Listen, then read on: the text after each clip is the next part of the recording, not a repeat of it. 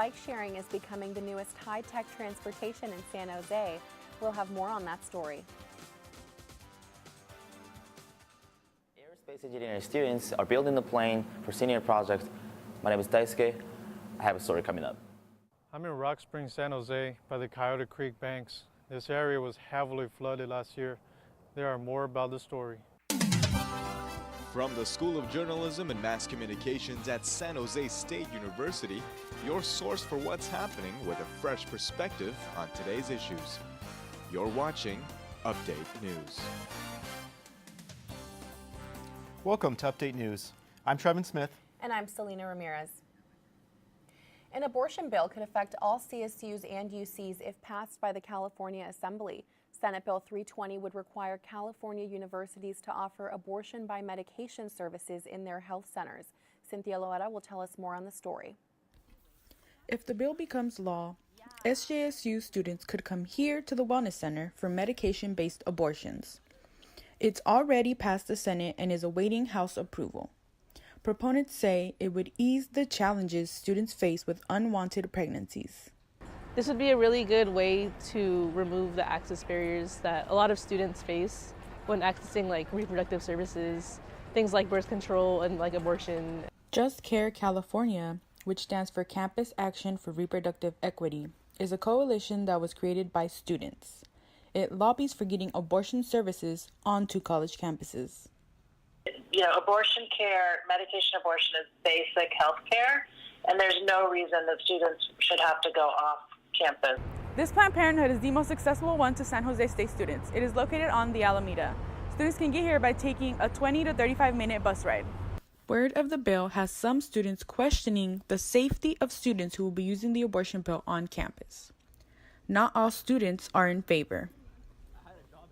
I feel like providing this on campus will make it so that it's more what's promoted and women aren't going to, because I don't see them really providing a lot of information about parenting or adoption to these women. SJSU's Wellness Center currently offers free pregnancy testing, counseling for pre-pregnancy concerns, and emergency contraceptive pills. Students will also have medical abortion services by the year 2022 if the bill is passed. On campus, Cynthia Loera, Update News. The Trump administration is suing the state of California for its sanctuary laws. On Wednesday, Attorney General Jeff Sessions announced the lawsuit. The city of San Jose and San Jose State University are deemed sanctuaries for undocumented immigrants. Despite this recent news, SJSU spokesperson Pat Harris points to CSU Chancellor Timothy White's February 2017 statement, saying that all CSU police departments will not cooperate with federal officials.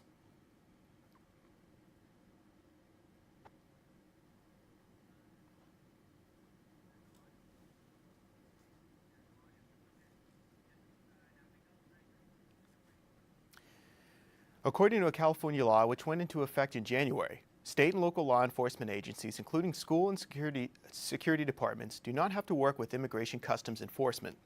The law is called California Values Act, and it was passed in the California legislature in September 16, 2017, and went into effect on January 1st.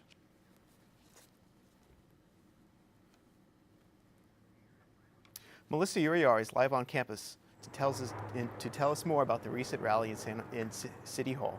Melissa? Trevin, a longtime immigrants' rights group is responding to increasing arrests of undocumented immigrants by ICE in the Bay Area. Siren, an organization that has stood for immigrants' rights in the Bay Area for over 30 years, held a rally on March 5th to raise awareness. Hundreds of students from Del Mar, Independence, and Notre Dame High School, and allies from SJSU in the community, attended the walkout rally on March 5th to denounce the designated termination date of the DACA program. They're the only ones that are going through it, and to know that there are other people that are going through the same thing can sometimes be reassuring in and of itself. The rally took place at San Jose City Hall and featured speakers that included DACA recipients, educators, and immigrant rights activists. So we can have a great future to be able to go to college and then have good opportunities opportunity to give our children to be able to go to college and also have a good education as well. Siren representative Eric Schnabel says that Siren is currently doing all they can to protect immigrants. We have palm cards that we come out in English, Spanish, Vietnamese that people can use that are basically kind of, what are the key points you need to know in terms of knowing your rights. Siren is hosting a workshop on March 21st from 1 to 4 p.m. in their San Jose office. The activists are saying they will continue to advocate for the DACA program and a Clean Dream Act until Congress takes action. Live from campus, Melissa Uriar, Update News. Cal State students could see an increase in their tuition this year. The CSU Board of Trustees is proposing a tuition increase because they say the current state budget does not fund university operations. A new CSU proposal would increase tuition by $228, bringing the semester total to almost $6,000. I already had to take out a loan because FAFSA didn't really give me enough money to be able to afford tuition. And on top of that, I'm a full-time student and I'm also working part-time. If the board votes yes, students would see their tuition increase for the second year in a row. The first was approved for the fall 2017 semester. I have the textbooks to pay for, so paying even more for just the tuition is not really the best possible situation for all the students here. Cal State officials say they will have to cut back the money they were going to spend on improving graduation rates and increasing enrollment. They will also put a stop on building upgrades. I don't know where all the money from the state goes to, so it'd be nice to get some more help. Many students at San Jose State feel an increase in tuition would add to the pressure of working multiple jobs in order to pay tuition and living expenses. Any more would be ridiculous because on top of books, on top of my parking permit, on top of any other expenses for classes, they have to pay for it. Based on Governor Jerry Brown's current budget, Cal State would only receive about 35% of what they need from the state. Cal State officials say they want to see change at the state level because they say tuition increases are only temporary fixes. Chancellor Timothy White has put off voting on the proposed increase until May, giving officials time to lobby for more money. On campus, Selena Ramirez, Update News. A celebration of life for hospitality professor Kathleen Sullivan was held on Monday. Her colleagues and students came together to remember her in her service to San Jose State. Her students finally called her Dr. Kate. She died in January after complications from a heart attack. She taught at SJSU for 30 years and was scheduled to teach this semester as well. Members of the campus community and hospitality industry packed into the student union for the celebration of life. She was one of the founders of the Department of Hospitality Management. I've heard from so many who describe Kate as fun, cheerful, and selfless. She was always quick to brag about her students, but she worked relentlessly to give our students the best opportunities.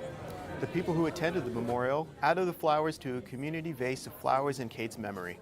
Dr. Kate was actively involved in beer appreciation and taught the beer tasting class at SJSU. So a beer toast was held at the end of the event as a salute to Dr. Kate. She was 65 years old. The Red Dress Project is back for another year with more participants. The project aims to raise awareness about sexual violence against Native women. Nicole Chung has more on the story.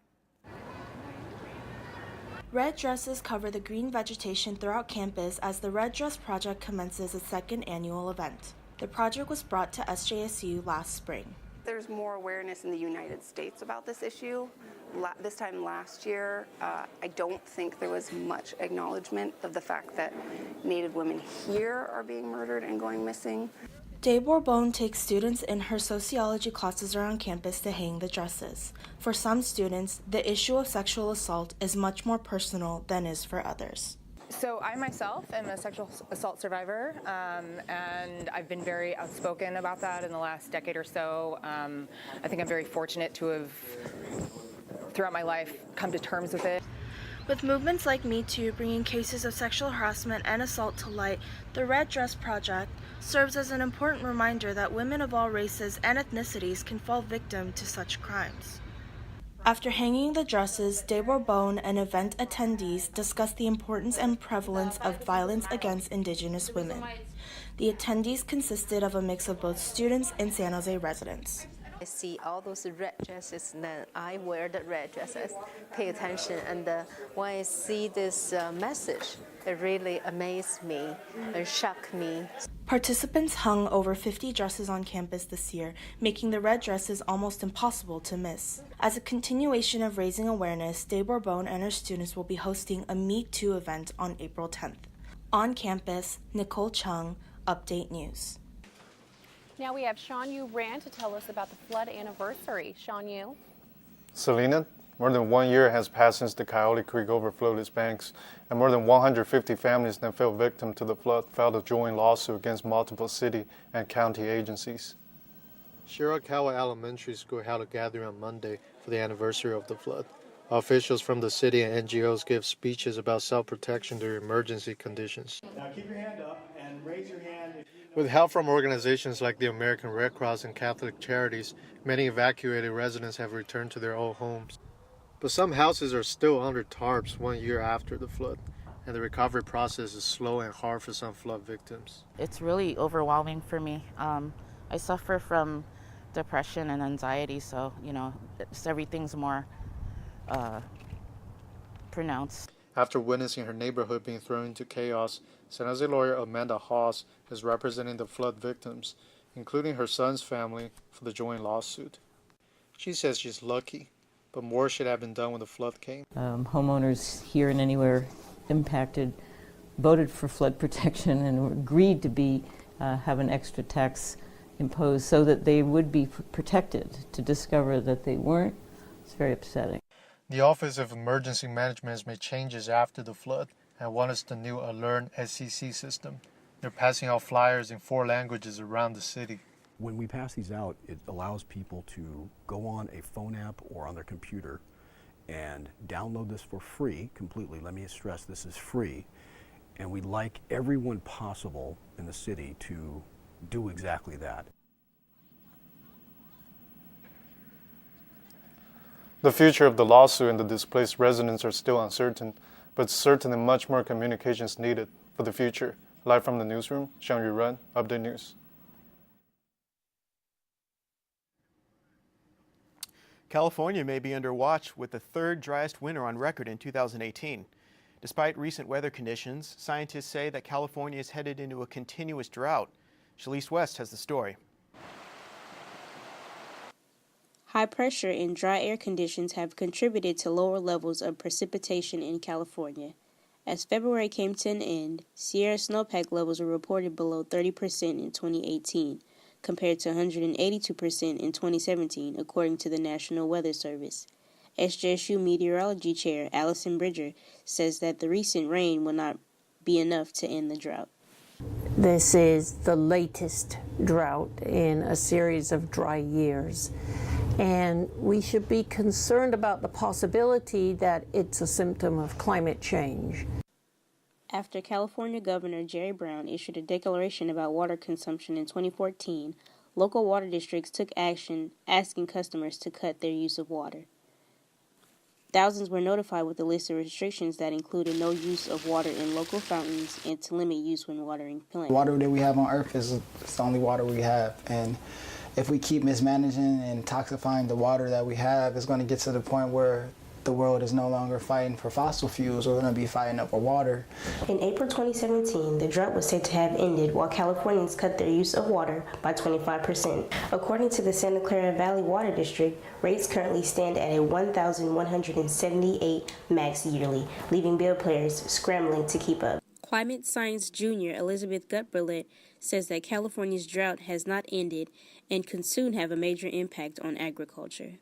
If we don't have those waters for the nut industry in particular, that means that pistachios and almonds and all those things are not going to be available. November through March is known as the winter season where the state gets its snow and rain. Experts are saying that we should brace for a consistent years of dry weather. In San Jose, Shalise West, Update News. Tech companies will soon be able to test autonomous vehicles without a backup driver behind the wheel.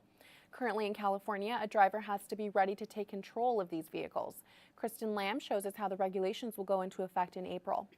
The California DMV doesn't give driving permits to just people anymore. vehicle manufacturers will need to comply with requirements to do driverless testing on public roads. Dangerous, because a lot of kids out there riding bikes and stuff, I don't know if that's good enough for them, to stop right away. I don't know, I think it's going to be a problem. Waymo got started here as Google's self-driving car project. Today, the company has a permit from the Department of Motor Vehicles to test autonomous cars. Waymo says its technology will make it safe and easy for everyone to get around. Testing locations near San Jose State include Mountain View, Morgan Hill, and Sunnyvale. On campus, Nazanin Nader researches autonomous vehicle safety and regulations. So the autonomous vehicle, which all of us are excited to see eventually are going to be out sooner, the better. Collecting real data on the roads, such as reaction times, allows systems to improve. Technology and engineering professor Dr. Fred Perez says there are 5 levels of autonomy for autonomous vehicles. In my opinion, the technology is safe and is advanced at the present time. About 50 companies will have their driverless testing permits go into effect in April. Lyft is also on the list, meaning that someday users might select a driverless ride. Regulations can be found on the California Department of Motor Vehicles website. In San Jose, Kristen Lamb, Update News. Aerospace engineering students are building airplanes for their senior project. Students recently attempted their first test flight. Daisuke Iguchi has more on the story. After testing their planes at the airfield in the Coyote Creek Park, aerospace engineering students are now refining their creations. We got to advance their designs through some of the feedback as well as some of the realizations they made during testing, and we have a better idea now of what needs to be done for the next opportunity where we come in and fly. The senior project started last semester and is ongoing. Each team designed an airplane with different goals in mind. One of the teams is building a rapid response medical emergency delivery system. So the whole thing is you call 911, they'll load up some medicine, they'll come and drop it off within 5 minutes. All of the teams weren't able to fly their planes, but they had new findings through the test flights. The team led by Alex Louis is participating in the international student design competition called the SAA Air Design West in Southern California. Right now we have the airplane pretty much built, and we finally get to see it like in real life, and that will be the most, I would say, satisfying part. For this competition, participants will see how accurately packages are released from the planes. The aerospace engineering students have been participating in the SAA competition for over 10 years. The airplanes built by the former students are displayed here at the Aerodynamic Laboratory. Louis and his team will attempt a test flight this weekend. On campus, Daisuke Iguchi, Update News. When we come back, Sarah Biella will be here with a look at arts and entertainment. Sonic Runway has become a popular spot among San Jose residents. We'll have more on the story. I'm here at Knox Cookie Bar, where I give you an inside look on this new popular spot.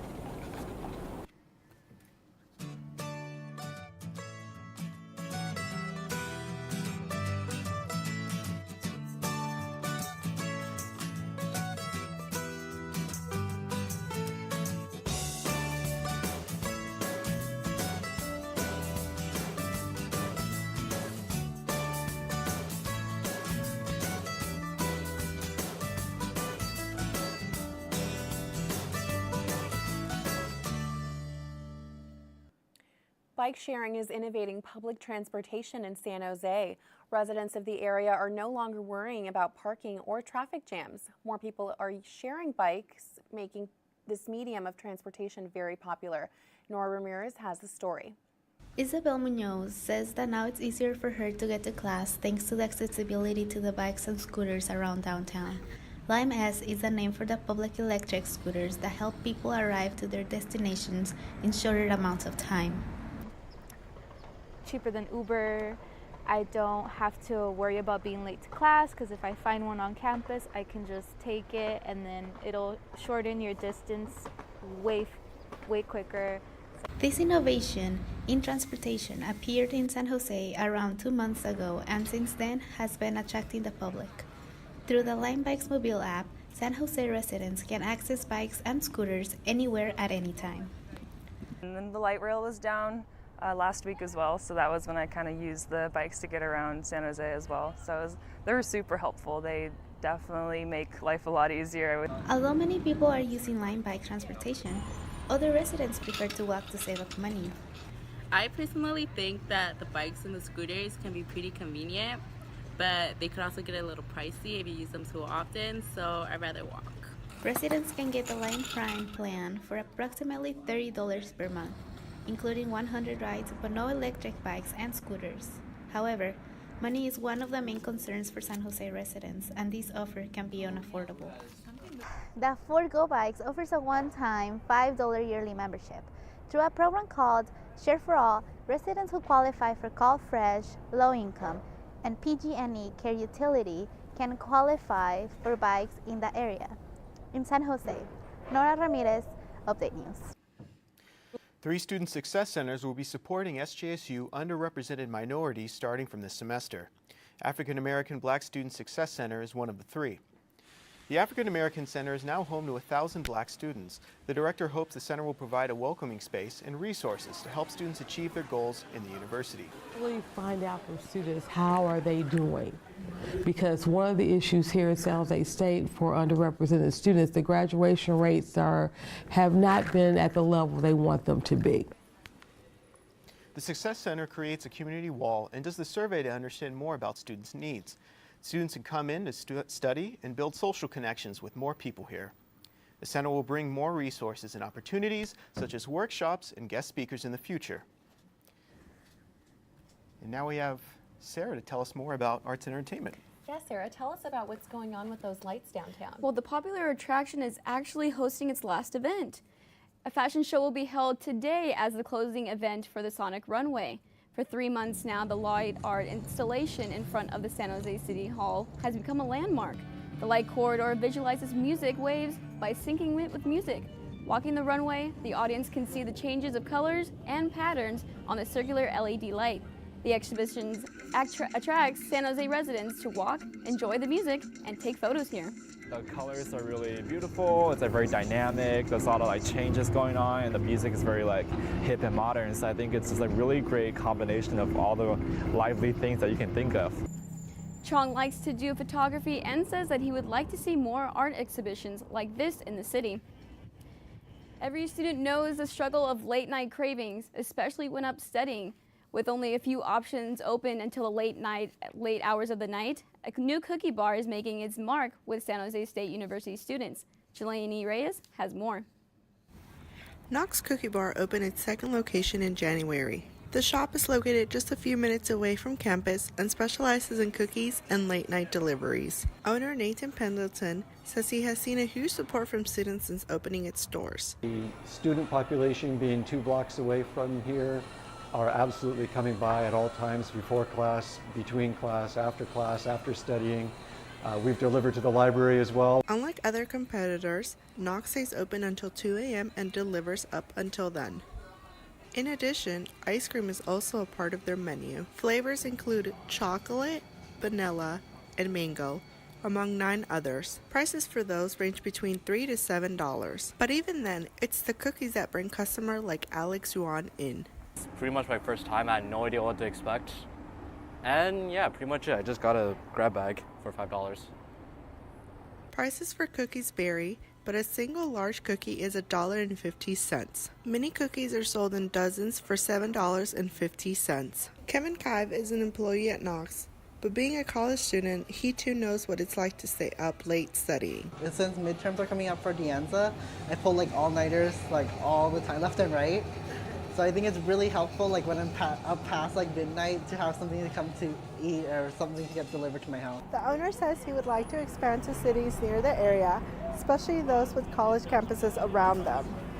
In San Jose, Jelani Reyes, Update News.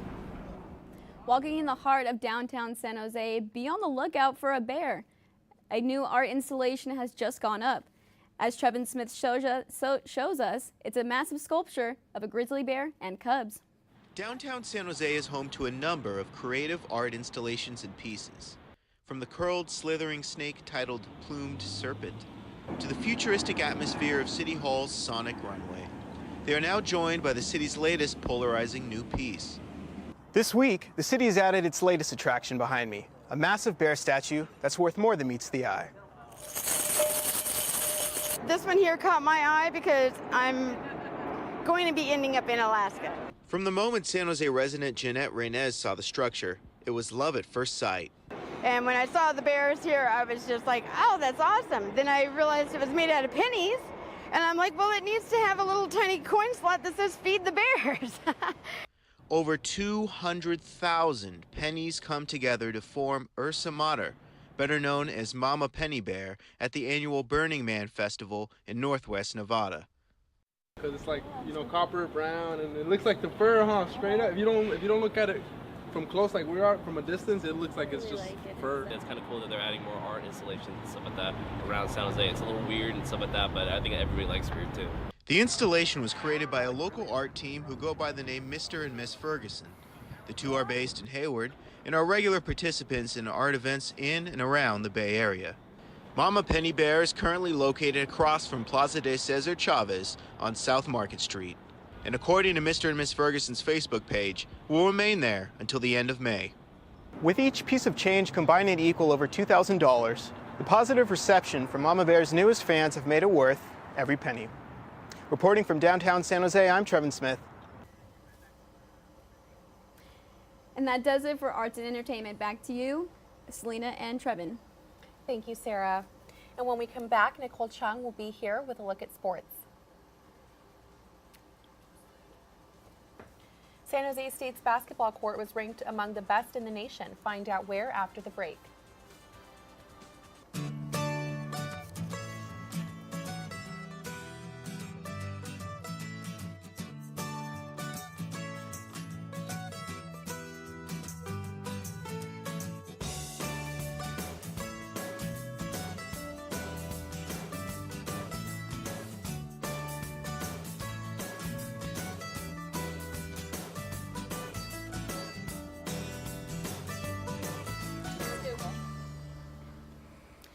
So now we have Nicole to talk to us about sports.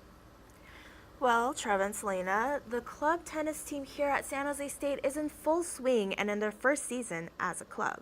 The 17-member team is making a name for itself. The team played their first scrimmage over the weekend against USF and ended up winning the match 29-27. Sophomore Chloe Huang came to SJSU and was surprised to find out that there wasn't an option for people who wanted to play tennis together.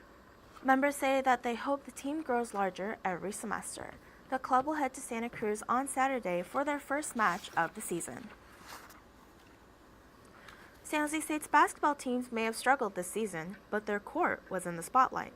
The 5 Spartan Warriors are more famous than they seem. Sarah Biella has more on the story. The NCAA ranked San Jose State's Walt McPherson Court #1 in the nation for best hardwood art. When SJSU moved to the Mountain West Conference in 2013, it was time for a change in the court's design. Senior Associate Athletic Director Blake Sasaki and discussed the process he went through with former Athletic Director Gene Blameyer.